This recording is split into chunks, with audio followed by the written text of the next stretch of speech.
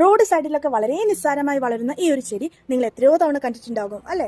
പക്ഷെ ഈ ഒരു ചെടി എന്താണെന്നോ ഇതിന്റെ ഔഷധമൂല്യം എന്താണെന്നോ ഒക്കെ നിങ്ങളിൽ എത്ര പേർക്കറിയാം? പ്രകൃതിയുടെ ഒരു അമൂല്യ സമ്മാനമാണ് ഈ ഒരു ചെടി. ഇതാണ് കേശവർദ്ധിനി അല്ലെങ്കിൽ കേശ സംരക്ഷണി എന്നൊക്കെ ഈ ചെടിക്ക് പറയാറുണ്ട് പല സ്ഥലങ്ങളിലും. പേര് പോലെ തന്നെ കേശ സംരക്ഷണത്തിന്, അതായത് മുടിയുടെ വളർച്ചയ്ക്കും നല്ല കരുത്തോടെ കറുത്ത നിറത്തിൽ മുടി തഴച്ചു വളരാനും ഒക്കെ ഈ ഒരു ചെടി എത്രമാത്രം സഹായിക്കുമെന്ന് അറിയാമോ?